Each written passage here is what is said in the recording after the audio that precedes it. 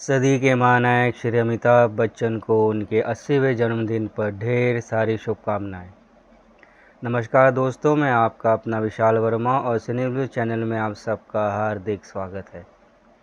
दोस्तों, आज अमिताभ बच्चन अपनी जीवन का 80वां जन्मदिन मना रहे हैं और इस मौके पर मैं आप सब की तरफ से श्री अमिताभ बच्चन को उनके 80वें जन्मदिन पर ढेर सारी शुभकामनाएं देते हुए यही दुआ करूंगा कि हर रविवार वो अपने द्वार पर आए हुए भक्तों को दर्शन देते रहें और हर शुक्रवार पर्दे पे आकर अपनी अदाकारी से हम लोगों का दिल जीतते रहें। श्री अमिताभ बच्चन क्या हैं? अमित जी क्या हैं? अमिताभ बच्चन क्या है? अगर कोई मुझसे ये पूछे कि आपके फेवरेट 10 एक्टर्स कौन हैं, तो मैं ये कहूँगा कि गिनती हमारी शुरू होती है 4 के बाद, क्योंकि टॉप 3 में हमारे लिए सिर्फ अमिताभ बच्चन हैं। अमिताभ बच्चन फेज़ 1, अमिताभ बच्चन फेज़ 2 और अमिताभ बच्चन फेज़ 3। आइए आज इस सदी के महानायक श्री अमिताभ बच्चन, जो एक ना बूझने वाली लौ, एक ना ख़त्म होने वाली उम्मीद और एक प्रेरणा, एक गुरु की तरह जिन्हें हम देखते हैं, शुभकामनाएं। 1969 में मृणाल सेन की फिल्म भूमन शोम में अमिताभ बच्चन ने वॉइस ओवर देके अपने कैरियर की शुरुआत की। एज एन एक्टर उन्होंने ख्वाजा अहमद अब्बास की फिल्म 7 हिंदुस्तानी में एक भूमिका निभाई, अनवर अली अनवर की, और उसके बाद अमिताभ बच्चन की एक्टिंग का कैरियर शुरू हुआ। उन्होंने एज डॉक्टर भास्कर बाबू मोशाय से, जैसे हम अच्छी तरह जानते हैं, आनंद में एक अहम भूमिका निभाई और सबकी नज़र में आए। साथ ही उनकी कुछ उस समय की उनकी जो एक महत्वपूर्ण फिल्म थी हुई परवाना, जिसमें उन्होंने एक विलन का रोल किया था और सुनील दत्त की रेशमा और शेरा में उन्होंने गूंगे का रोल किया। पर एज अ लीड एक्टर उनको मौका मिला महमूद की फिल्म बॉम्बे टू गोवा में, जिसमें उसने रवि कुमार की भूमिका निभाई। पर सफलता अमिताभ बच्चन के हाथ नहीं लगी। काफ़ी नाउम्मीदी और असफलता के बाद उन्होंने फिल्में की और उनकी नज़र में भी वो आए, जैसे एक नज़र, रास्ते का पत्थर, बंदे हाथ। पर अमिताभ ने अपनी छाप छोड़ी 1973 की फिल्म जंजीर से एज इंस्पेक्टर विजय खन्ना, जिससे एक नया इतिहास इंडियन सिनेमा में रचा गया। एक नया मुकाम अमिताभ बच्चन ने हासिल किया और एक नया फिनोमेना एंग्री यंग मैन, इसकी नींव अमिताभ बच्चन ने रखी।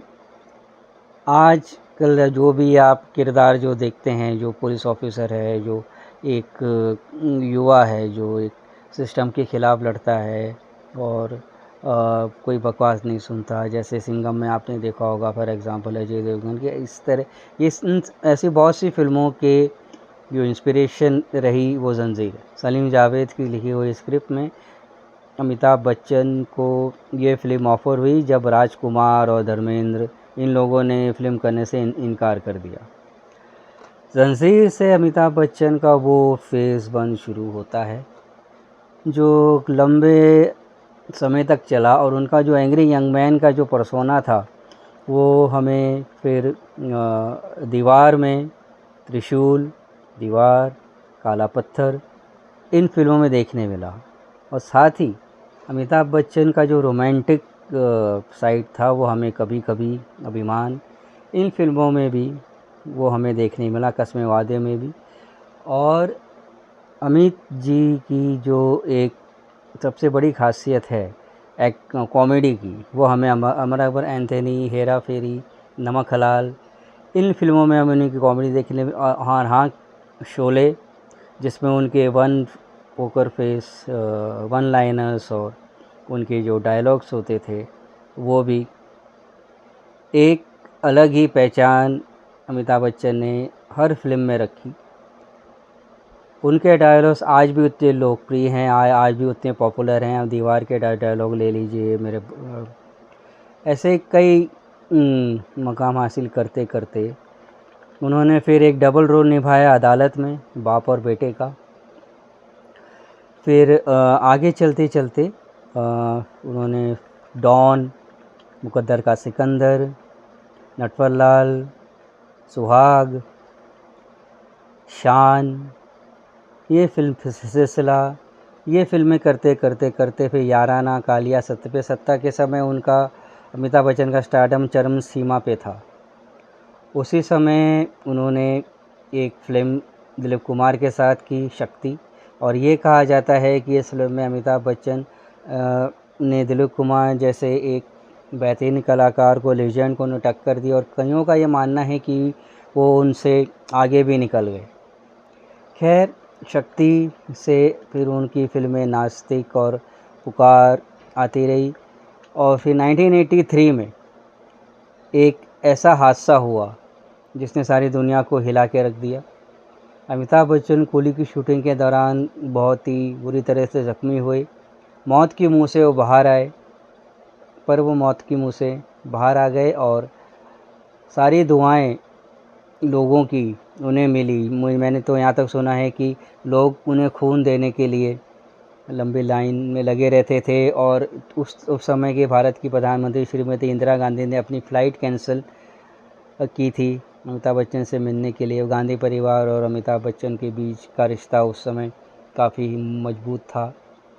कुली से आने के बाद अमिताभ बच्चन ने फिर से अपना परचम लहराया, और इनकलाब, शराबी, गिरफ्तार, मर्द, आखिरी रास्ता, शहंशाह जैसी फिल्में करते रहे। अपना दबदबा उन्होंने बनाए रखा। वन मैन इंडस्ट्री उनसे कहा जाता था। वो एक कुली था जो पूरी इंडस्ट्री का बोझ अपने कंधे पे उठा के चलता था। अब हम आगे बात करेंगे श्री अमिताभ बच्चन की फेज़ 2 जो 1990 से शुरू हुई।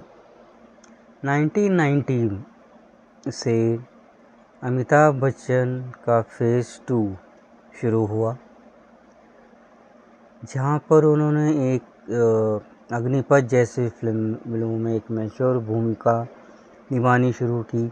विजय दीनानाथ चौहान से जो मुकाम हासिल किया है वो आज तक कोई ना तोड़ पाया है ना तोड़ पाएगा। मुकुल एस आनंद का इसमें बहुत बड़ा हाथ है। उन्होंने अमिताभ बच्चन को एक नए रूप में ढाला। अग्निपथ, हम, खुदा गवाह, जिसमें आपको अमिताभ बच्चन एक उम्र में दिखाई दिए, और उन्होंने मैच्योर वो भूमिका निभाई और काफ़ी सराहे भी गए। खुदा गवाह की रिलीज़ के बाद अमिताभ बच्चन ने एक ऐसा डिसीजन लिया जिसने सबको हिला दिया। उन्होंने कुछ समय से अपनी एक्टिंग से ब्रेक लेने का एक निर्णय लिया, और तकरीबन खुदा गवाह 1992 में रिलीज़ हुई थी, और तकरीबन 5 सालों तक अमिताभ बच्चन की कोई नई फिल्म पर्दे पे रिलीज़ नहीं हुई। 1997 में मृत्युदाता करके एक फिल्म रिलीज़ हुई, जिसमें अमिताभ बच्चन ने डॉक्टर राम प्रसाद घायल की भूमिका निभाई थी। और ये फेज़ जो है, यहाँ पर अमिताभ का एक डाउनफॉल देखा गया। मृत्युदाता, मेजर साहब, बड़े मियाँ छोटी मियाँ, लाल बादशाह, सूर्यवंशम, हिंदुस्तान की कसम, कोराम जैसी एक के बाद एक उनकी फिल्में सब फ्लॉप होती रहीं, और उनकी इसी बीच उन्होंने जो अपनी कंपनी बनाई थी ABCL, वो कर्ज़ों में डूब गई। पर जाको राके साइयाँ मार सके ना कोई। अमित जी को सहारा मिला और उनके इस दौर में उनके झोली में कौन बनेगा करोड़पति को एंकर करने का ऑफ़र आया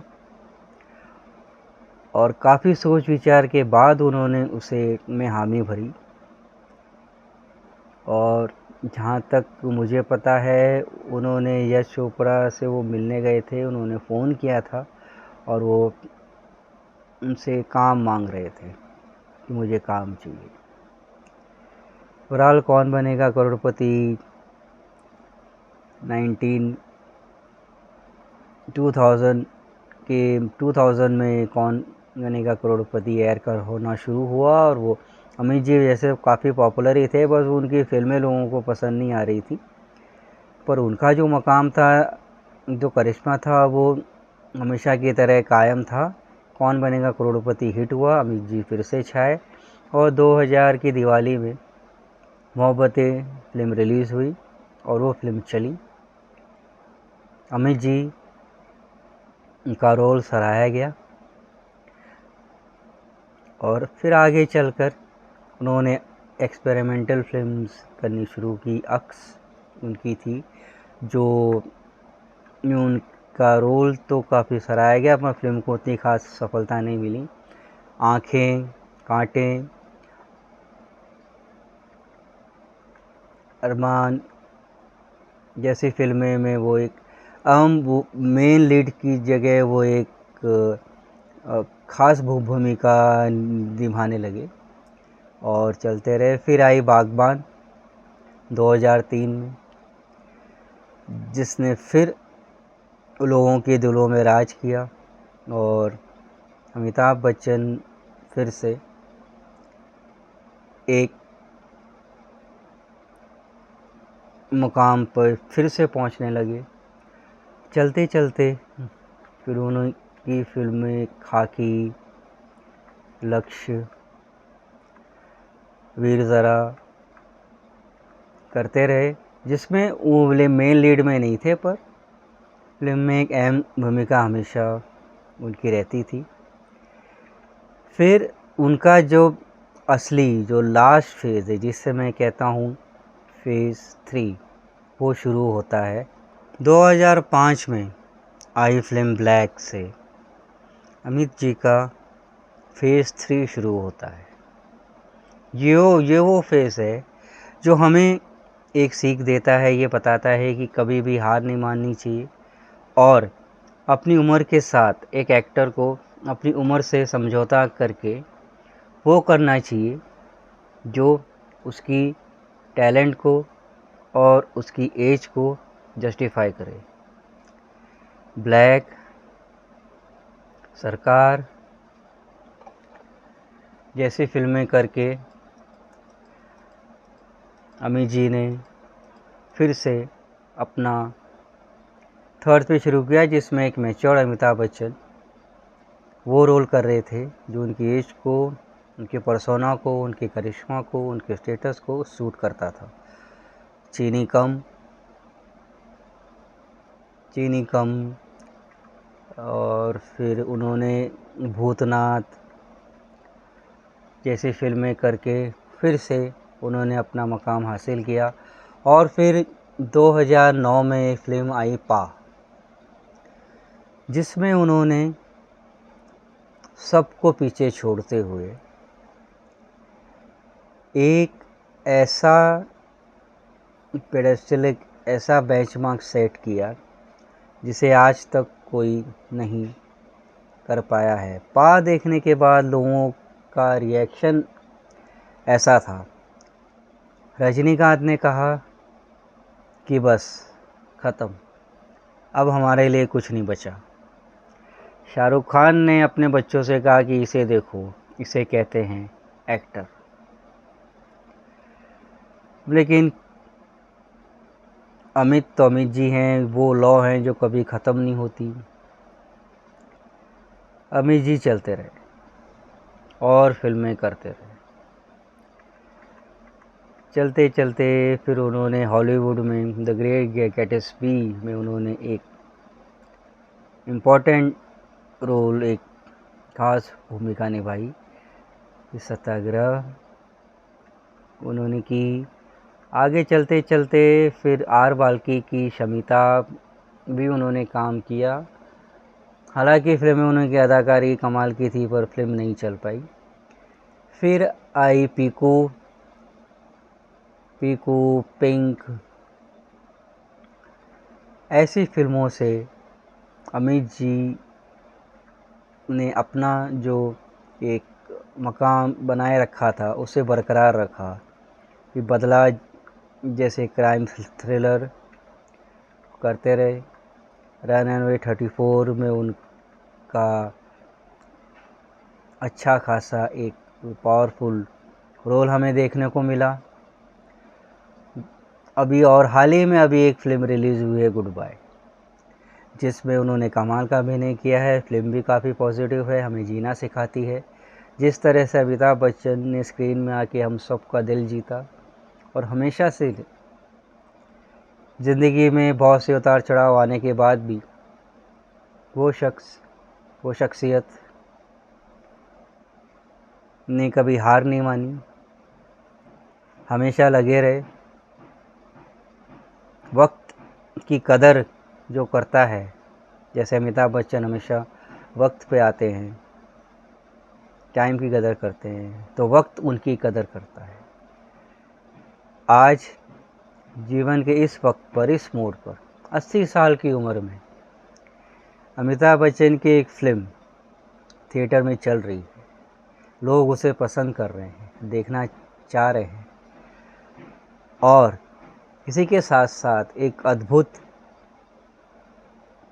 चमत्कार, एक बहुत ही ऐसी फीलिंग जो बहुत ही कम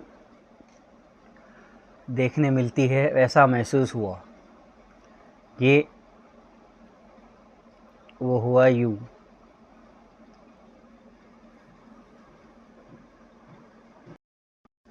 अभी आने वाली क्लिप्स में आपको पता चल जाएगा कि क्यों अमिताभ बच्चन का जादू आज भी बरकरार है। लोग उनको देख के आज भी दीवाने होते हैं। आज भी उनको देख के हॉल में सीटियाँ बजती हैं।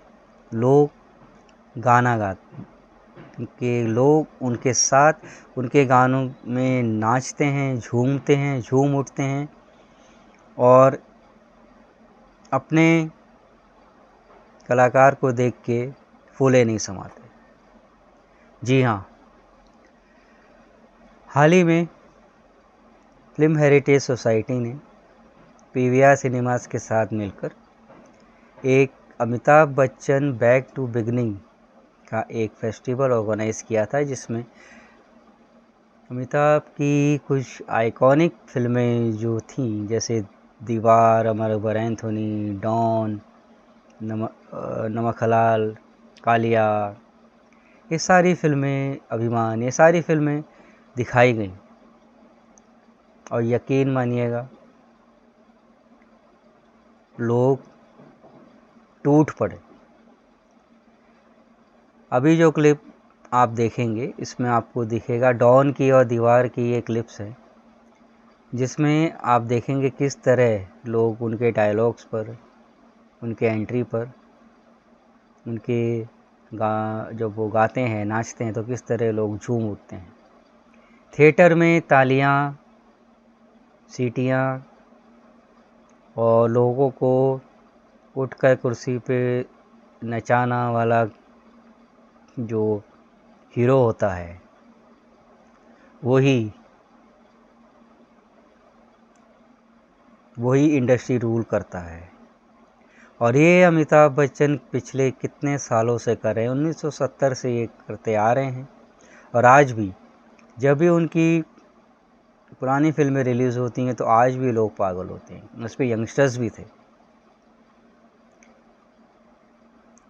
तो ये हैं हमारे सदी के महानायक श्री अमिताभ बच्चन का करिश्मा, उनका जलवा जो कभी ख़त्म नहीं होता। अमिताभ, जिसको इंग्लिश में कहा जाता है कि the light that never goes off. Amitabh Bachchan बस सिर्फ एक कलाकार नहीं, एक प्रेरणा नहीं, एक उम्मीद नहीं, वो एक लौ है जो कभी बुझती नहीं।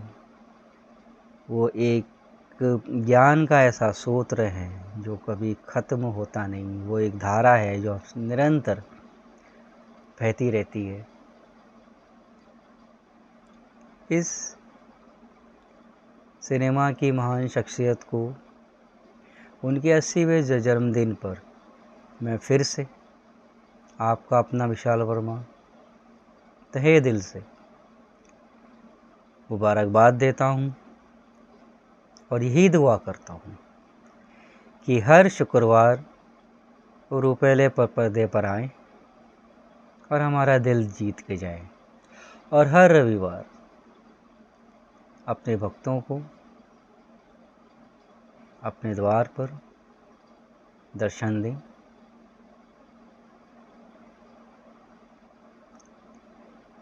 बस यही कह के मैं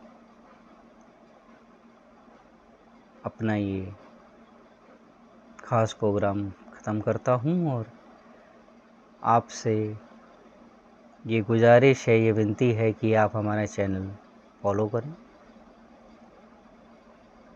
नमस्कार, जय हिंद, जय भारत, हैप्पी बर्थडे अमिताभ।